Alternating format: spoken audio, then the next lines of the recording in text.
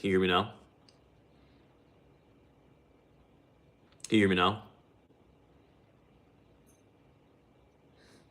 Hey, what's up, Bacon?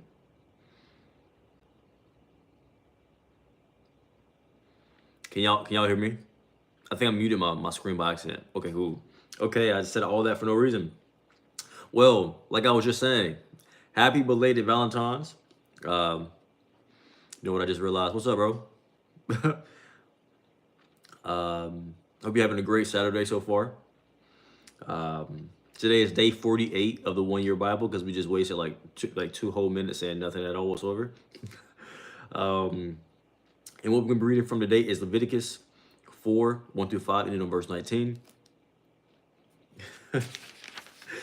Mark 2:13 through 3, ending on verse 6. Psalms 36, 1 through 12, and then Proverbs 10, 1 through 2.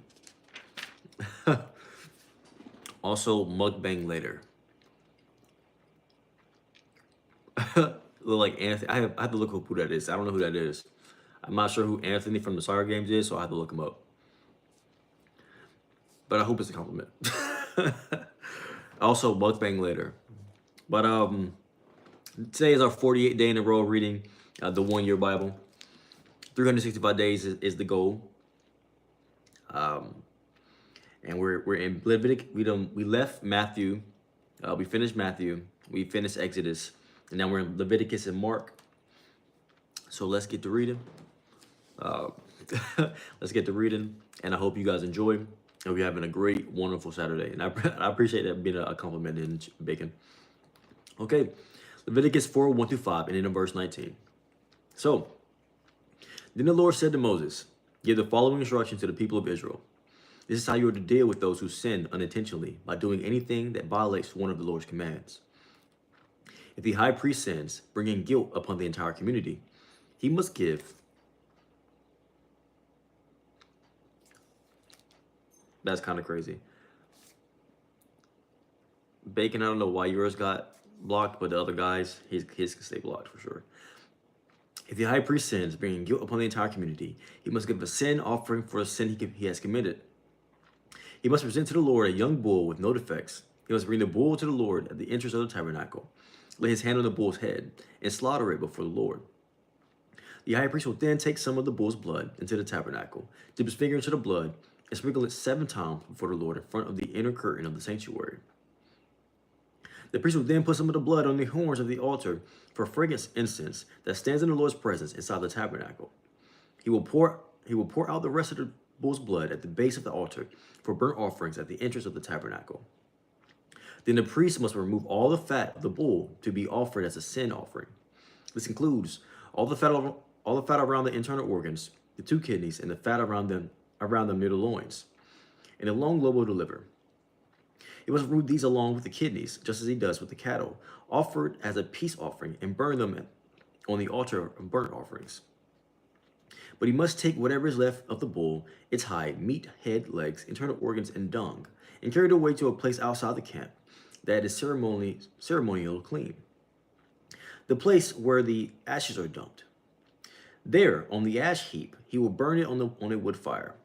If the entire Israelite community sins by violating one of the Lord's commands, but the people don't realize it, they are still guilty. When they become aware of their sin, the people must bring a young bull as an offering for their sin and present it before the tabernacle. The elders of the community must then lay their hands on the bull's head and slaughter it before the Lord. The high priest will then take some of the bull's blood into the tabernacle, dip his finger in the blood, and sprinkle it 7 times before the Lord in front of the inner curtain. He will then put some of the blood on the horns of the altar for fragrant incense that stands in the Lord's presence inside the tabernacle. He will pour out the rest of the blood at the base of the altar for burnt offerings at the entrance of the tabernacle. Then the priest must remove all the animal's fat and burn it on the altar, just as he does with the bull offered as a sin offering for the high priest. This process, the priest will purify the people, making them right with the Lord, and they will be forgiven.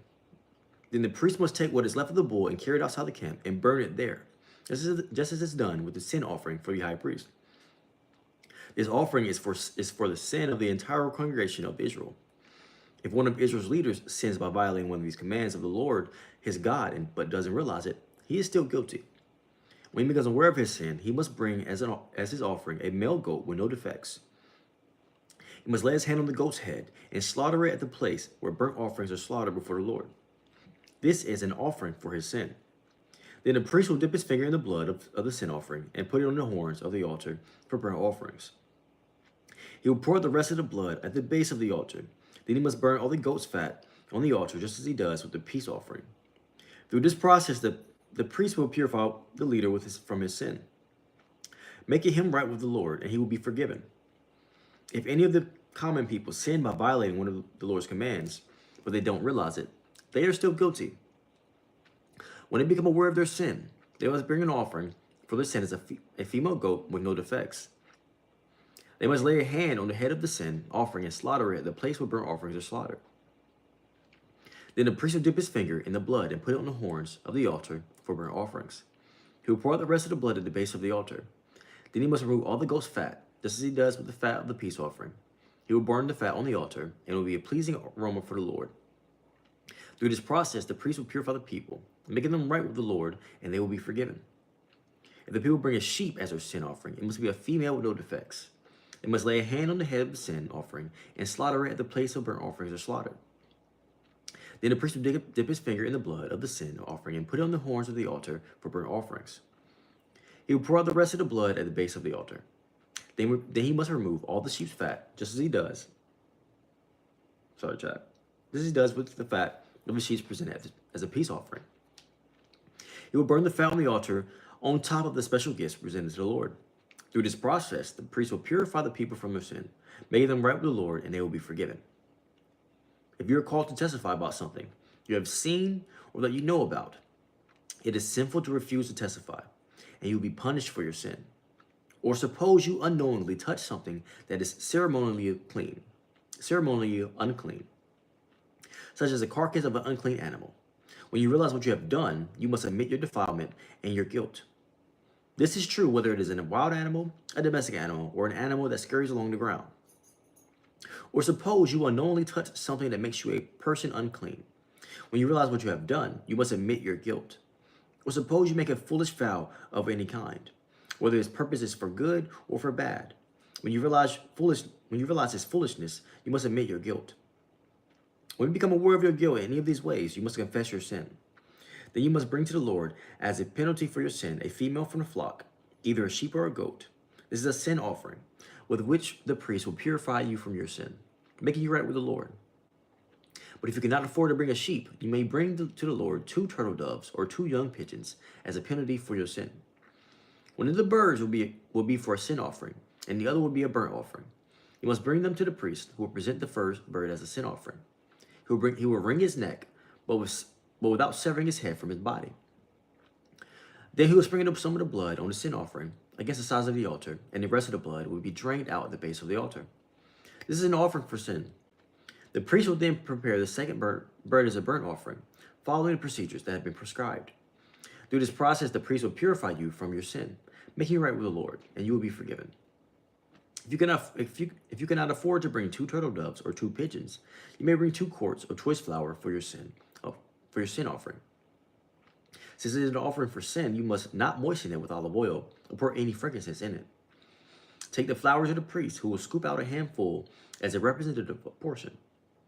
He will burn it on the altar on top of the special gifts presented to the Lord. It is an offering for sin.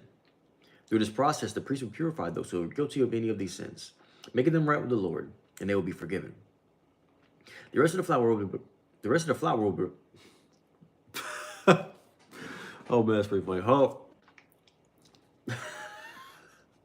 The rest of the flour will belong to the priest, just as with the grain offering. Then the Lord said to Moses, if one of you commits a sin by unintentionally defiling the Lord's sacred property, you must bring a guilt offering to the Lord. The offering must be your own ram with no defects, or you may buy one of equal value with silver as measured by the weight of the sanctuary shekel. You must make restitution for the sacred property you have harmed by paying for the loss, plus an additional 20%.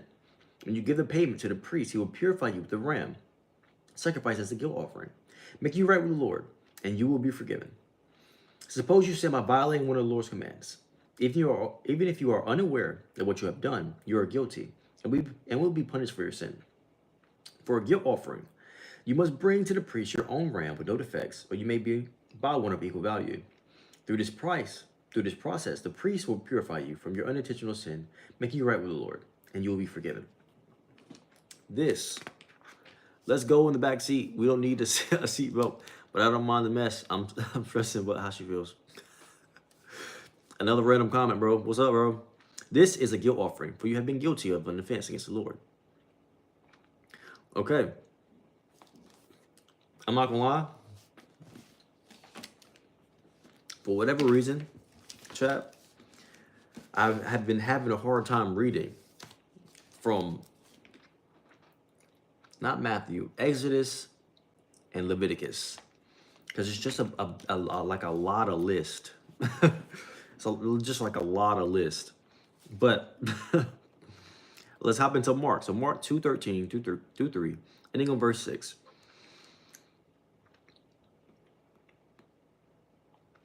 Then Jesus went out to the lakeshore again and taught the crowds that were coming to him. As he walked along, he saw Levi, son of Alphaeus, sitting at his tax collector's booth. Follow me and be my disciple, Jesus said to him. So Levi got up and followed him. Later, Levi invited Jesus and his disciples to be his home as dinner guests, along with many tax collectors and other disreputable sinners. There were many people of this kind among Jesus' followers. But when the teachers of religious law who were Pharisees saw him eating with tax collectors and other sinners, they asked his disciples, "Why does he eat with such scum?" When Jesus heard this, he told them, "Healthy people don't need a doctor. Sick people do. I have come to call not those who think they are righteous, but those who know they are sinners." Once when John's disciples and Pharisees were fasting, some people came to Jesus and asked, "Why don't your disciples fast like John's disciples and the Pharisees do?" Jesus replied, "Do wedding guests fast while celebrating with the groom? Of course not. They can't fast with the groom while the groom is with them. But someday the groom will be taken away from them, and then they will fast. Besides, who would patch old clothing with new cloth? For the new patch would shrink and rip away from the old cloth, leaving an even bigger tear than before. And no one puts new wine into old wineskins, for the wine will burst from the wineskins, and the wine and the wineskins will both be lost. New wine calls for new wineskins." One Sabbath day, as Jesus was walking through the grain fields, his disciples began breaking off heads of grain to eat. But the Pharisees said to Jesus, "Look, why are you breaking the law by harvesting grain on the Sabbath?" Jesus said to them, "Have you ever read in the scriptures about what David did when he came?" Golly, today, oh my gosh. Is it really random if I did it? Nah. I need the channel isn't at a point to where that's a thing that I can do yet. So I just got a little work to do. I still have to do some things first before the channel is ready for something like that.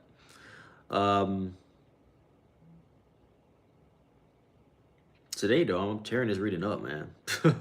I'm tearing this reading up. And no one puts new wine into old wineskins, for the wine will burst the wineskins, and the wine and the skins will be both be lost. New wine calls for new wineskins. One Sabbath day, as Jesus was walking through the grain fields, his disciples began to break off grains they had to eat. But the Pharisees said to Jesus, "Look, why are you breaking the law by harvesting grain on the Sabbath?" Jesus said to them, "Haven't you ever read in the scriptures what David did when he and his commands were hungry? He went to the house of God during the days of the Abiathar was high priest, and broke the law by eating the sacred loaves of bread that only the priests were allowed to eat. He also gave some to his companions." Then Jesus said to them, "The Sabbath was made to meet the needs of the people, and not people to meet the requirements of the Sabbath. So the Son of Man is Lord, even over the Sabbath." Jesus went to the synagogue again and noticed a man with a deformed hand. Even since it was the Sabbath, Jesus' enemies watched him closely. If he healed the man's hand, they planned to accuse him of working on the Sabbath. Jesus said to the man with the deformed hand, "Come and stand in front of everyone." Then he turned to the critics and asked, "Does the law permit good deeds on the Sabbath, or is it a day for doing evil?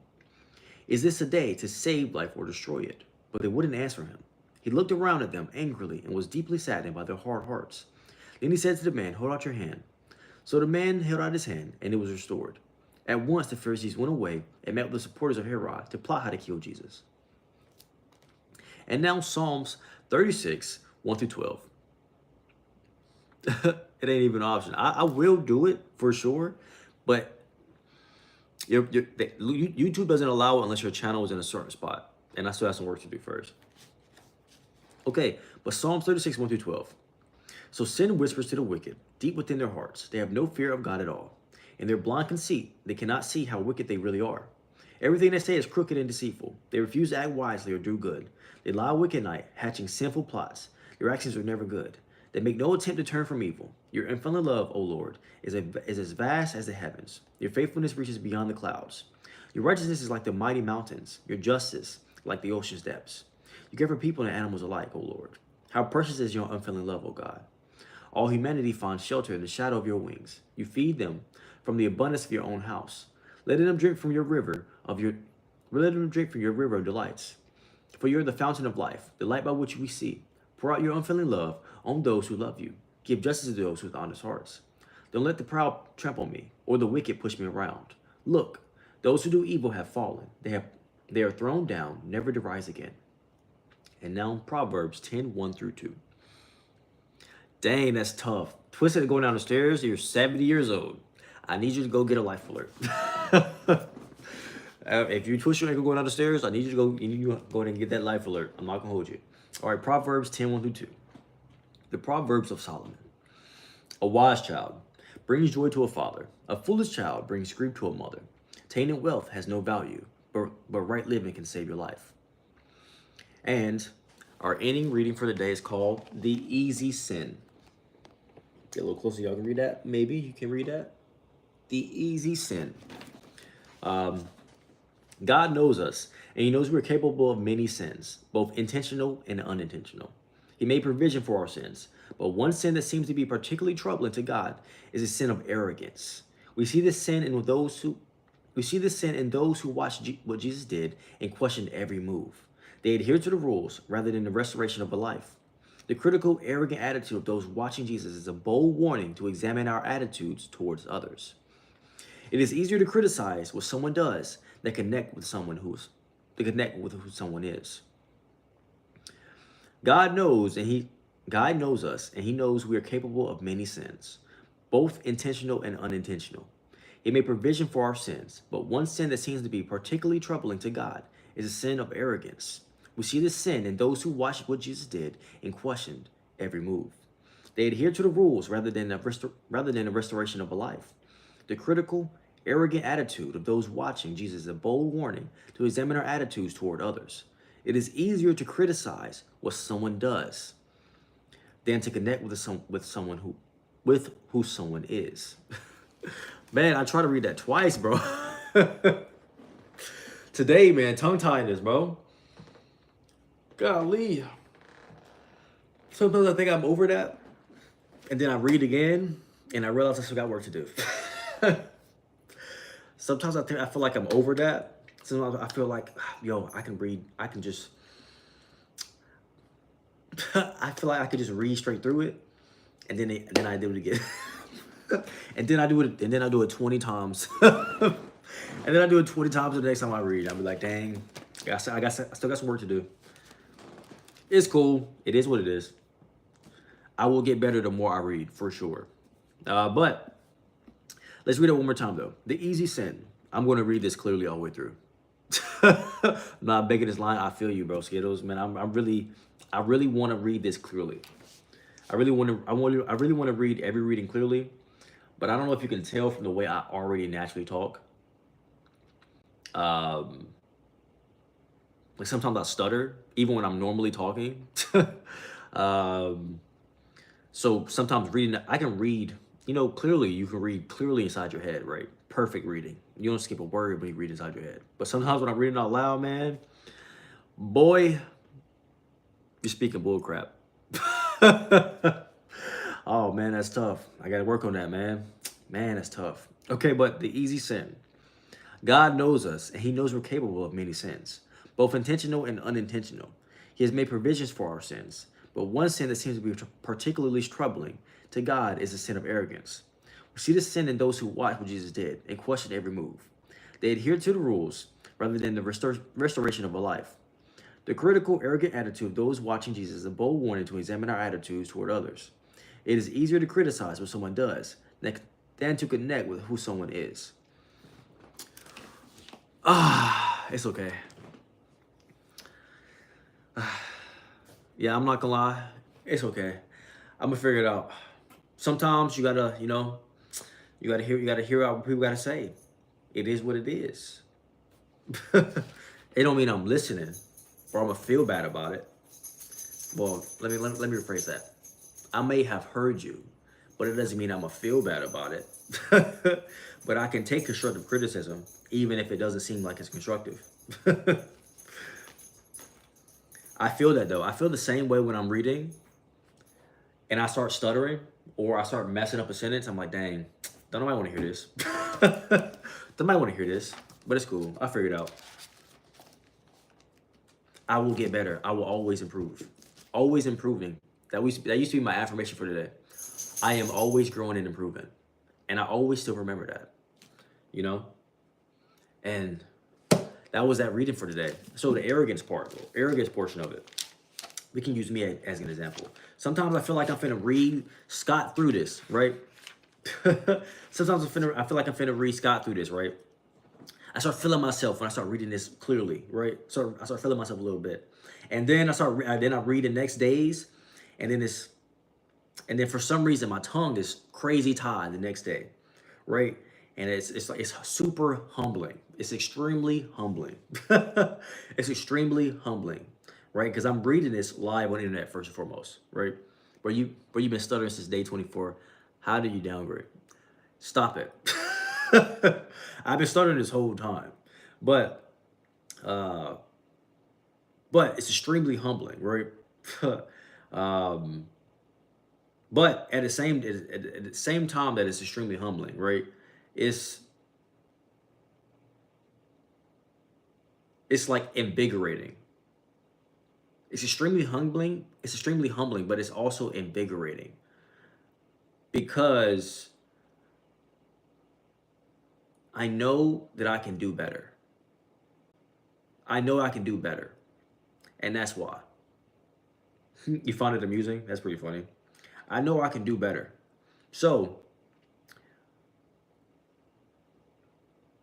I don't like take it bad. Yeah, that's not you spell that crazily. I don't take it bad. I just like fuel.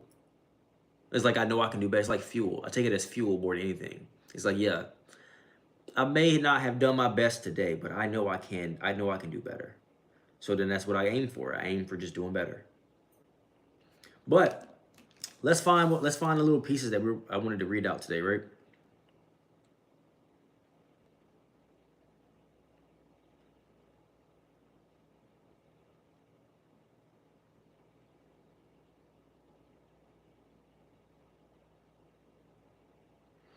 Okay, so here, right?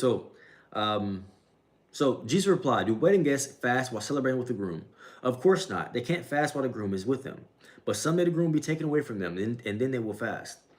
Besides, who will patch old clothing with new cloth? For the new patch will just shrink and rip away from the old cloth, leaving an even bigger tear than before. And no one puts new wine in old wineskins, for the wine would burst the wineskins, and the wine and the skins would both be lost. New wine calls for new wineskins." And that's what I wanted to read. All right? Yeah, I feel that. Appreciate that, bro. New wine calls for new wineskins, right? And this is I really wanted to read that one more time. When I read that, I wanted to read that again. Right? New wine calls for new wineskins. This um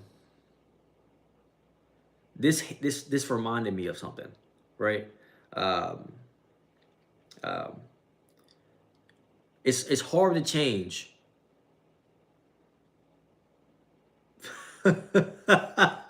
Skittles on my head today. It's hard to change. It's hard to change when you stick with the same mindset, right? Pretend like it's like a kid adult is crazy. It's hard to change when you're stuck in the same mindset, right?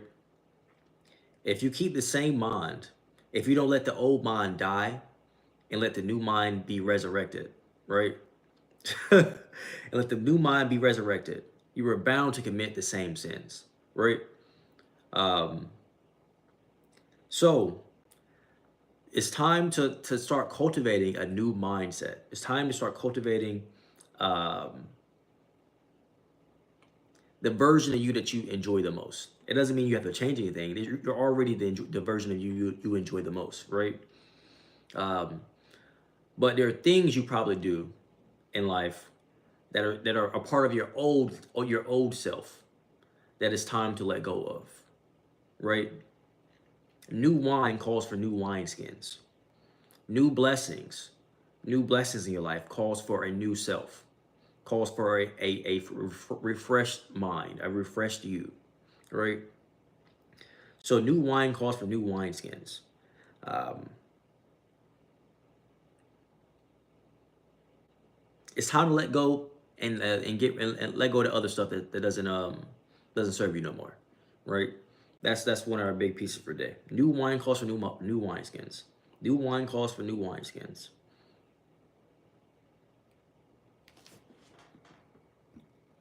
Hey, what's up, Heaven? Or Angel? What's up, Angel? But new wine calls for new wineskins. Some of that old stuff that we're doing can't stay here no more. Just gotta let the old stuff go. Because if you want to get to the next place that you're trying to get to, that you intend on going to, it's time for some new habits. It's time to build some new habits. Okay, but that is the end of today's reading. I got a bow and arrow for Valentine's Day, and I and I and I love you. I'm literally doing. You mean you love it? I'm literally doing bow and arrow as you speak. I'm so good at it. I'm sure you meant to say I love it, because I love you doesn't make any sense. But I'm glad you got a new bow and arrow, bro. That's pretty dope. When I went to BMT a couple years ago. Well, not a couple years. It's been a minute now. It's been a minute now. It's like 6, 7 years ago at this point. That's crazy. But when I went to BMT, like 6, 7 years ago, when I went through, they were doing, excuse me, it was like during Thanksgiving, right? Bro was a crash out. Now I'm not sure. Bro was a crash. Bro came here and crashed out today. Would you fly on a helicopter if you suspected the pilot was a French soccer fan? I think so. I hope that's fine. Yeah, I feel you're always using the auto thing, the auto thing, bro. Um, but yeah, back to the story though, right? It was like Thanksgiving, right? So they did like this little thing where um, all us troops, right, were able to go to like random people's houses. Like, I guess they weren't random people's houses; they were vetted people to where I guess they were trusted. They did background checks, and we were able to eat Thanksgiving food at their house, right? So the house that I went there with one of my homies, because it's in pairs of two, right? Um, they had like the food was amazing, right? But they also had bow and arrows in the backyard, right? So they let us shoot bow and arrows all day. It was the first time I ever shot a bow and arrow in my life. It was so cool. So I know you're having a great time. Long story short, I know you're having fun because the day I was shooting bow and arrows. It was mad fun. It was mad fun. Of course, you're eating other people's food. It was Thanksgiving. I was supposed to do this. Hey Skittles, what's up, bro? Hey Skittles, bro, what's up, bro? Hey Skittles, bro, what's up, bro? I think we gotta meet up and shake hands. Oh man, I think we gotta meet up and shake hands or something. Oh man, oh man, that's pretty funny. Um, but yeah, yeah, but it was pretty cool. I didn't even know I didn't even know they did stuff like that. But it's pretty cool. It was my first time ever shooting a bow and arrow. I never shot a bow and arrow ever again in my life. Um, you trying to square up? You gonna make me have to defend myself from you, bro? You saw what I did to that bag, didn't you? You were here when I was punching that bag, right? I'm finna put them bodies on. I'm finna put them blows on you, brother. Hey, what's up, Coke? I'm finna put them body shots on you, brother. I'm terrible at archery, but I aim to improve. Hey, I was pretty good. So, true is mad funny. Oh man, have you guys ever went axe throwing? Has anybody ever gone axe throwing before? Me and my wife went after Ashland a couple times. Yo, who abused Skittles dog? Facts though. Oh man, it's funny. Yeah, has anybody ever gone Axon though? Me and my wife went a couple times. It's pretty fun actually.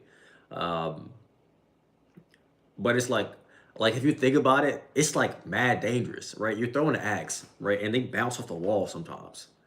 All right, Cole, you been? Are you good? Are you good at it, Cole? Uh, you throw the axe at the wall, right? But if you throw it hard, it can bounce off the wall. So you know it's like actually kind of dangerous.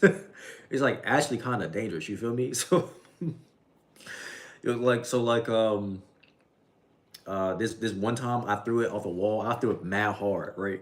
Because I had missed like 3 times in a row. I had missed like 3 times in a row, right? So I was like, this time I'm gonna hit something. I thought to myself, this time I'm gonna hit something with this axe. I threw the thing mad hard. When that thing bounced off the wall, boy, I stepped back through my hands back to make sure everybody behind me wasn't gonna get hit with that hole. I backed up, pushed everybody backwards. That's pretty funny. Well, that's pretty funny. My answer reaction was like, yo, I sold. In my mind, I was like, dang, I sold. Let's back up. Let's get out of here. I was like, dang, I sold. Back up, back up. Before you threw the axe, did you ask any question? Yeah, they had like people that taught you how to throw the axes. I'm not gonna lie, I'm a trial and error type of guy. I really don't like asking people questions. Um, I wouldn't say trial and error, because I'm usually really good at everything I do. And I know some people don't like that I say that, but I'm not gonna lie, it's the truth. I know some people don't like that I say that though, but like it's just the truth. It's just the truth. I'm just like pretty good at everything I do. Um, so yeah, yeah. So I usually don't ask questions. I just get started. Whenever I'm doing something, I just go ahead and get started. I'm pretty sure that I can figure it out with anything. You know, I'm pretty sure I can figure it out when it comes to pretty much anything. Um, yeah, yeah, and I'm pretty sure that has something to do, you know, with the way my mom raised me, my granddad, and God. God gives me the confidence to believe I can do all things. Um, One time I went skating and fell. It was funny. Facts, bro. I remember the first you talking about ice skating, right? I remember the first time I went ice skating. The first time I went ice skating, bro, I hit the wall 10 times. Bro, I kept skating. I couldn't slow down, but I knew how to go fast, but I didn't know how to slow down. So I kept going fast into the wall. Boom, boom, boom, boom. I kept hitting the wall, and then I got the hang of it. Now I'm pretty good though. I'm pretty good now though. But I kept slamming into the wall. I knew how to go fast. 1962 is crazy. Trying to call me. I'm not, bro. I am not that old. Oh man, that's crazy. Skittles, you woke up this morning on that side of the bed, huh? It's okay. It is what it is. It's okay. It is what it is. Um, but oh, there goes.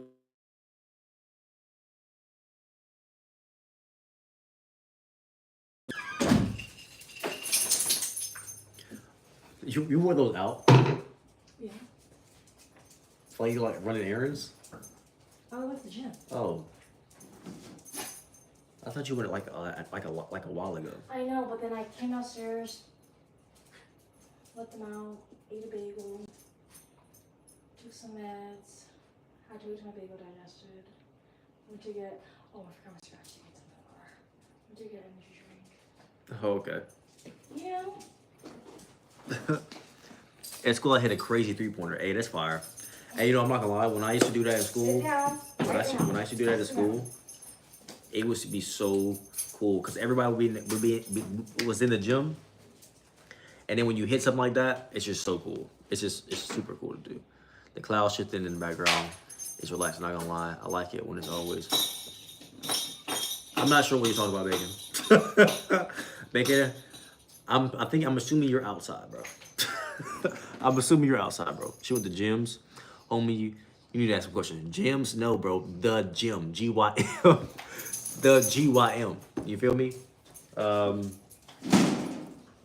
You finna take them for a walk? Yeah. Okay, I guess I'm coming. I finna end stream then, chat. I finna take the boys for a walk with the wife. Listen, hey Skittles, I'm finna take your mod away, brother. I have to discipline you, bro. You going crazy today. I have to do something about this. I'm just discipline you is crazy, huh? But stop looking at limit score, baby. I appreciate you. I might even love you, but I'm for sure glad you woke up today. I'm finna go walk the boys with the wife. I know, bro. See you later. I know, bro. See you later. Y'all have a great one, bro. Y'all have a great one. Peace. You know, I'm joking too. Oh man, I appreciate it. You have a good one, Cody. I'm gonna see y'all later. I'm gonna do a gym stream in a little while, so I'm gonna see y'all in a bit. Peace. Adios. Sticks is crazy.